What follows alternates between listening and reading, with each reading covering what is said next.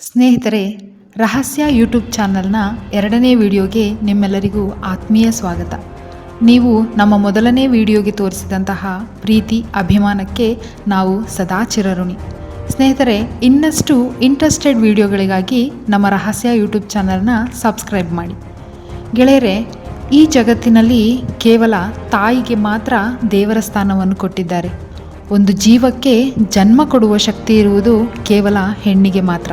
ಅದಕ್ಕಾಗಿ ನಮ್ಮ ಹಿಂದೂ ಸಂಸ್ಕೃತಿಯಲ್ಲಿ ಹೆಣ್ಣಿಗೆ ದೇವಿಯ ಸ್ಥಾನವನ್ನು ಕೊಟ್ಟಿದ್ದಾರೆ. ತಾಯಿಯ ಗರ್ಭವೇ ಪ್ರತಿಯೊಬ್ಬ ಮನುಷ್ಯನ ಮೊದಲ ಮನೆ. ತಾಯಿಯ ಗರ್ಭದಲ್ಲಿ ನಡೆಯುವ ಅದ್ಭುತಗಳು, ನೀವು ತಿಳಿಯದ ಜೀವನ ರಹಸ್ಯಗಳನ್ನು ಇವತ್ತಿನ ವಿಡಿಯೋದಲ್ಲಿ ನಾವು ತಿಳಿದುಕೊಳ್ಳೋಣ ಬನ್ನಿ. ಗೆಳೆಯರೆ, ಪ್ರತಿ ಮನುಷ್ಯನ ಜೀವನ ಆರಂಭವಾಗೋದು ಒಂದು ಅದ್ಭುತವಾದಂತಹ ಕ್ಷಣದಿಂದ. ಕಣ್ಣಿಗೆ ಕಾಣದಷ್ಟು ಚಿಕ್ಕದಾದ 2 ಜೀವಕಣಗಳು ಒಂದಾಗುವ ಕ್ಷಣದಿಂದ ಒಂದು ಹೊಸ ಜೀವನದ ಕತೆ ಆರಂಭವಾಗುತ್ತದೆ. ಪ್ರತಿ ತಿಂಗಳು ಮಹಿಳೆಯ ಅಂಡಾಶಯದಿಂದ ಒಂದು ಅಂಡಾಣು ಬಿಡುಗಡೆಯಾಗುತ್ತದೆ. ಅದು ಲೈಂಗಿಕ ಸಂಪರ್ಕದ ನಂತರ ಪುರುಷನ ವೀರ್ಯದಲ್ಲಿರುವ ಲಕ್ಷಾಂತರ ವೀರ್ಯಾಣುಗಳು ಮಹಿಳೆಯ ಸಂತಾನೋತ್ಪತ್ತಿ ಮಾರ್ಗದ ಮೂಲಕ ಅಂಡಾಣುವಿನ ಕಡೆಗೆ ಪ್ರಯಾಣಿಸುತ್ತವೆ. ಈ ಪೈಕಿ ಸಾಮಾನ್ಯವಾಗಿ ಒಂದು ವೀರ್ಯಾಣು ಮಾತ್ರ ಅಂಡಾಣುವಿನೊಳಗೆ ಪ್ರವೇಶಿಸುತ್ತದೆ.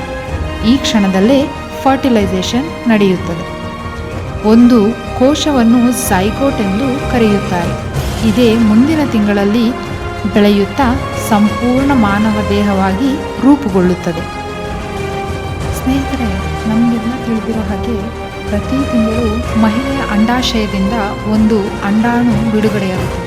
ಅದು ಲೈಂಗಿಕ ಸಂಪರ್ಕದ ನಂತರ ಪುರುಷನ ವೀರ್ಯದಲ್ಲಿರುವ ಲಕ್ಷಾಂತರ ವೀರ್ಯಾಣುಗಳು ಮಹಿಳೆಯ ಸಂತಾನೋತ್ಪತ್ತಿ ಮಾರ್ಗದ ಮೂಲಕ ಅಂಡಾಣುವಿನ ಕಡೆಗೆ ಪ್ರಯಾಣ ಬೆಳೆಸುತ್ತದೆ. ಈ ಪೈಕಿ ಸಾಮಾನ್ಯವಾಗಿ ಒಂದು ವೀರ್ಯಾಣು ಮಾತ್ರ ಅಂಡಾಣುವಿನೊಳಗೆ ಪ್ರವೇಶಿಸುತ್ತದೆ. ಈ ಕ್ಷಣದಲ್ಲೇ ಫರ್ಟಿಲೈಸೇಷನ್ ನಡೆಯುತ್ತದೆ. ಈ ಒಂದು ಕೋಶವನ್ನು ಝೈಗೋಟ್ ಎಂದು ಕರೆಯುತ್ತಾರೆ. ಇದೇ ಮುಂದಿನ ದಿನಗಳಲ್ಲಿ ಬೆಳೆಯುತ್ತಾ ಸಂಪೂರ್ಣ ಮಾನವ ದೇಹವಾಗಿ ರೂಪುಗೊಳ್ಳುತ್ತದೆ. ಮುಂದಿನ 4-5 ದಿನಗಳಲ್ಲಿ ಈ ಝೈಗೋಟ್ ನಿರಂತರವಾಗಿ ವಿಭಜನೆಯಾಗುತ್ತಾ ಒಂದು ರೂಪವನ್ನು ಪಡೆಯುತ್ತದೆ ಮತ್ತು ಗರ್ಭಾಶಯದ ಕಡೆಗೆ ಸಾಗುತ್ತಲೇ ಇರುತ್ತದೆ. ಸುಮಾರು 6ರಿಂದ 10 ದಿನಗಳೊಳಗೆ ಅದು ಗರ್ಭಾಶಯದ ಒಳಪದರಕ್ಕೆ ಅಂಟಿಕೊಳ್ಳುತ್ತದೆ. ಅದನ್ನು ಇಂಪ್ಲಾಂಟೇಷನ್ ಎಂದು ಕರೆಯುತ್ತಾರೆ. ಈ ಕ್ಷಣದಿಂದಲೇ ಗರ್ಭಧಾರಣೆ ಕನ್ಫರ್ಮ್ ಆಗುತ್ತದೆ. ಆ ಬಳಿಕ ಹೆಣ್ಣಿನ ದೇಹದಲ್ಲಿ HCG, ಹ್ಯೂಮನ್ ಕ್ರೋನಿಕ್ ಗೊನಾಡೋಟ್ರೋಫಿನ್ ಎಂಬ ಹಾರ್ಮೋನ್ ಉತ್ಪತ್ತಿಯಾಗಲು ಆರಂಭವಾಗುತ್ತದೆ. ಇದೇ ಹಾರ್ಮೋನ್ ಗರ್ಭಧಾರಣೆಯನ್ನು ಮುಂದುವರಿಸಲು ಸಹಾಯ ಮಾಡುತ್ತದೆ ಮತ್ತು ಪ್ರೆಗ್ನೆನ್ಸಿ ಟೆಸ್ಟ್ ಪತ್ತೆಯಾಗುತ್ತದೆ.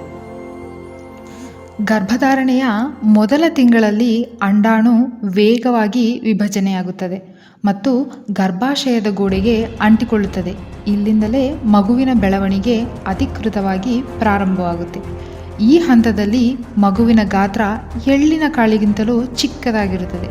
ಆದರೆ ಅದರೊಳಗೆ ಒಂದು ಸಂಪೂರ್ಣ ಮನುಷ್ಯನ ಜೀವನ ರೂಪುಗೊಳ್ಳುವ ಯೋಜನೆ ಈಗಾಗಲೇ ಆರಂಭವಾಗಿದೆ. ಎಷ್ಟು ಚಂದ ಅಲ್ವಾ ಇದೆಲ್ಲ ಕೇಳೋದಕ್ಕೆ. ಇದೇ ಅವಧಿಯಲ್ಲಿ ಮೆದುಳು ಮತ್ತು ಬೆನ್ನುಹುರಿಯ ಆರಂಭಿಕ ಬೆಳವಣಿಗೆ ಶುರುವಾಗುತ್ತದೆ.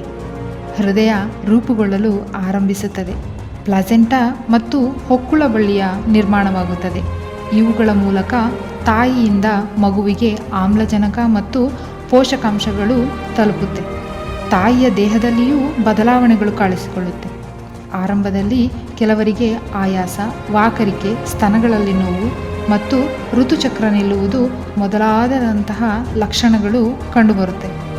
ಗರ್ಭಧಾರಣೆಯ 2ನೇ ತಿಂಗಳಲ್ಲಿ ಮಗುವಿಗೆ ಬೆಳವಣಿಗೆ ಇನ್ನಷ್ಟು ವೇಗವಾಗಿ ನಡೆಯುತ್ತದೆ. ಈ ಹಂತದಲ್ಲಿ ಭ್ರೂಣವು ಕೇವಲ ಚಿಕ್ಕದಾಗಿ ಕಾಣಿಸಿದರೂ ಅದರೊಳಗೆ ಅತ್ಯಂತ ಮಹತ್ವದ ಬೆಳವಣಿಗೆಗಳು ನಡೆಯುತ್ತಿರುತ್ತವೆ. ಈ ಸಮಯದಲ್ಲಿ ಮಗುವಿನ ಗಾತ್ರ ಕಾಳಿಗಿಂತಲೂ ಚಿಕ್ಕದಾಗಿರುತ್ತದೆ. ಆದರೆ ಮುಖ, ಅಂಗಾಂಗಗಳು ಮತ್ತು ಪ್ರಮುಖ ವ್ಯವಸ್ಥೆಗಳು ರೂಪುಗೊಳ್ಳುವ ಪ್ರಕ್ರಿಯೆ ಪ್ರಾರಂಭವಾಗುತ್ತದೆ. ಹೀಗೆ ಮುಂದುವರಿಯುತ್ತಾ ಹೃದಯ ಇನ್ನಷ್ಟು ಸ್ಪಷ್ಟವಾಗಿ ರೂಪುಗೊಂಡು ಬಡಿತ ಆರಂಭಿಸುತ್ತದೆ. ಮೆದುಳು ಮತ್ತು ನರಮಂಡಲದ ಬೆಳವಣಿಗೆ ವೇಗವಾಗಿ ನಡೆಯುತ್ತೆ. ಕೈಕಾಲು ಚಿಕ್ಕದಾಗಿ ಕಾಣಿಸಿಕೊಳ್ಳುತ್ತೆ. ಕಣ್ಣು, ಕಿವಿ, ಮೂಗು, ಬಾಯಿ ರಚನೆಗಳು ಕಾಣಿಸಿಕೊಳ್ಳುತ್ತವೆ. ಯಕೃತ್ತು, ಮೂತ್ರಪಿಂಡ ಮತ್ತು ಜೀರ್ಣಾಂಗಗಳ ಬೆಳವಣಿಗೆ ಶುರುವಾಗುತ್ತೆ.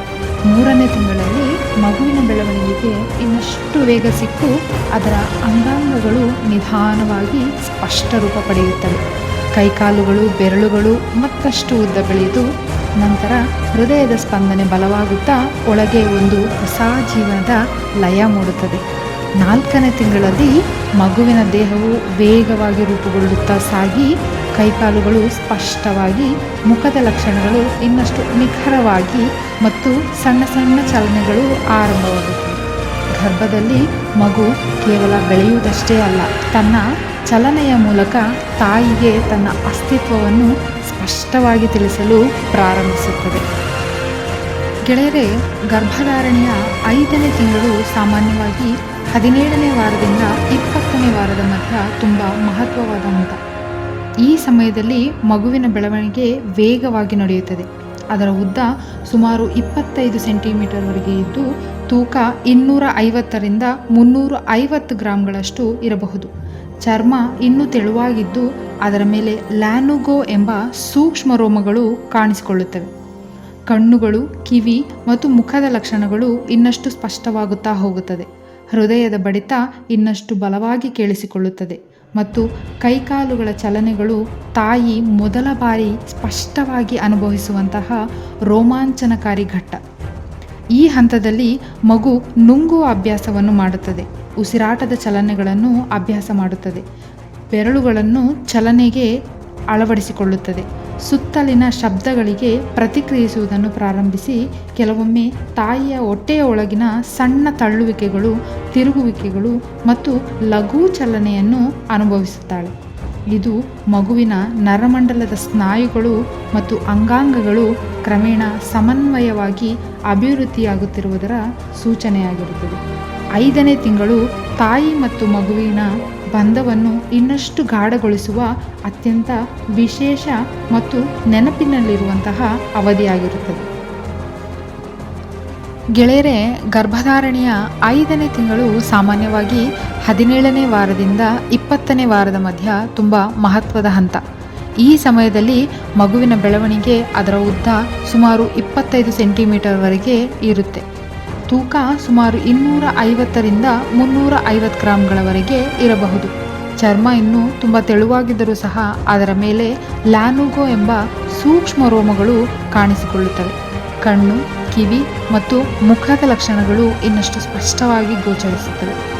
ಹೃದಯದ ಬಡಿತ ಬಲವಾಗಿ ಕೇಳಿಸಿಕೊಳ್ಳಲು ಪ್ರಾರಂಭಿಸುತ್ತದೆ ಮತ್ತು ಕೈಕಾಲುಗಳ ಚಲನೆಗಳು ತಾಯಿಗೆ ಮೊದಲ ಬಾರಿ ಸ್ಪಷ್ಟವಾಗಿ ಅನುಭವವಾಗುವಂತಹ ರೋಮಾಂಚನಕಾರಿ ಘಟ್ಟ. ಈ ಹಂತದಲ್ಲಿ ಮಗು ನುಂಗುವ ಅಭ್ಯಾಸ ಮಾಡುತ್ತದೆ, ಉಸಿರಾಟದ ಚಲನೆಗಳನ್ನು ಪ್ರಾರಂಭಿಸುತ್ತದೆ, ಬೆರಳುಗಳನ್ನು ಚಲಿಸುತ್ತದೆ ಮತ್ತು ಸುತ್ತಲಿನ ಶಬ್ದಗಳಿಗೆ ಪ್ರತಿಕ್ರಿಯಿಸುವುದನ್ನು ಆರಂಭಿಸುತ್ತದೆ.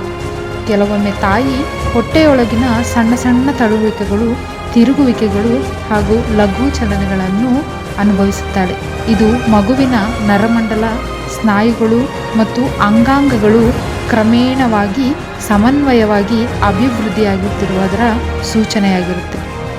5ನೇ ತಿಂಗಳು ತಾಯಿ ಮತ್ತು ಮಗುವಿನ ಬಂಧವನ್ನು ಇನ್ನಷ್ಟು ಗಾಢಗೊಳಿಸುವ ಅತ್ಯಂತ ವಿಶೇಷ ಮತ್ತು ನೆನಪಿನಲ್ಲಿರುವಂತಹ ಅವಧಿಯಾಗಿದೆ.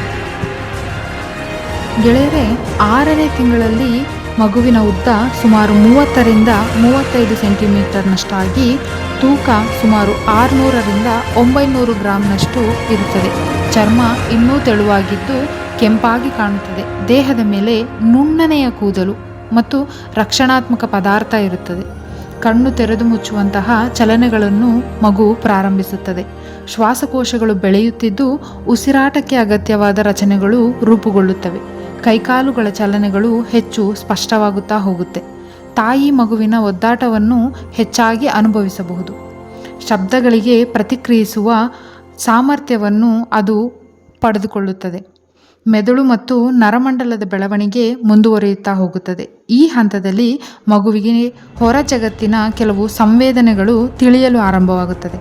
ಇನ್ನು 7ನೇ ತಿಂಗಳಲ್ಲಿ ಮಗುವಿನ ಅಂಗಾಂಗಗಳು ಇನ್ನಷ್ಟು ಚೆನ್ನಾಗಿ ಬೆಳೆದು ಮಗುವಿನ ಉದ್ದ ಸುಮಾರು 40 ಸೆಂಟಿಮೀಟರ್ನಷ್ಟು ಆಗುತ್ತದೆ.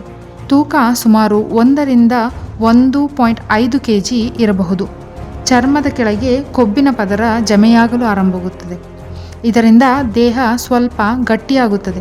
ಶ್ವಾಸಕೋಶಗಳ ಬೆಳವಣಿಗೆ ಇನ್ನಷ್ಟು ಮುಂದುವರಿದು ಆದರೆ ಅದೇ ಸಂಪೂರ್ಣವಾಗಿ ಇನ್ನೂ ಬೆಳವಣಿಗೆ ಆಗಿರೋದಿಲ್ಲ. ಕಣ್ಣುಗಳು ತೆರೆಯಲು ಮತ್ತು ಬೆಳಕಿಗೆ ಪ್ರತಿಕ್ರಿಯಿಸಲು ಮಗು ಪ್ರಾರಂಭಿಸುತ್ತದೆ.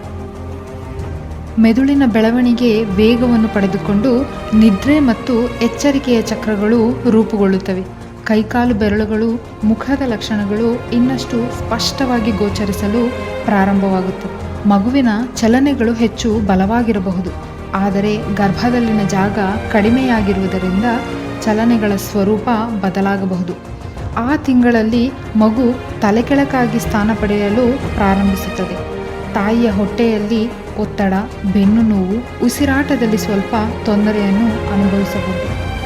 ಈ ಹಂತದಲ್ಲಿ ವೈದ್ಯರ ನಿಯಮಿತ ಪರಿಶೀಲನೆ ಬಹಳ ಮುಖ್ಯ, ಏಕೆಂದರೆ ಅಕಾಲಿಕ ಜನನದ ಲಕ್ಷಣಗಳನ್ನು ಗಮನಿಸುವಂತಹ ಅಗತ್ಯವಿರುತ್ತದೆ.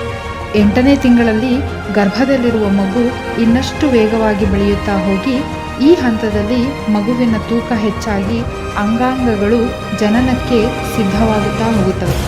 ಚರ್ಮದ ಕೆಳಗೆ ಕೊಬ್ಬು ಜಮೆಯಾಗುತ್ತಾ ಹೋಗುವುದರಿಂದ ಮಗು ಹೆಚ್ಚು ಗಟ್ಟಿಯಾಗುತ್ತಾ ಮತ್ತು ಹೊರಗಿನ ತಾಪಮಾನವನ್ನು ಸಹಿಸಲು ಸಹಾಯವಾಗುತ್ತದೆ.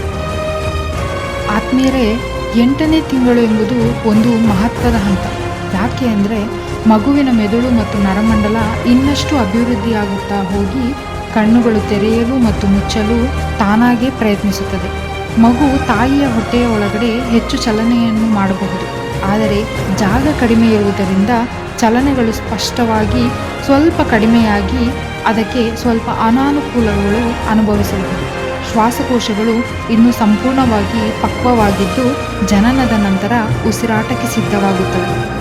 ಈ ಸಮಯದಲ್ಲಿ ತಾಯಿಗೆ ಹೊಟ್ಟೆ ಭಾರ ಎನಿಸುವುದು, ಉಸಿರಾಟದಲ್ಲಿ ಸ್ವಲ್ಪ ತೊಂದರೆ, ಬೆನ್ನು ನೋವು, ಕಾಲುಗಳಲ್ಲಿ ಊತ ಮತ್ತು ನಿದ್ರೆಯಲ್ಲಿ ಅಸೌಕರ್ಯಗಳು ಕಾಣಿಸಬಹುದು.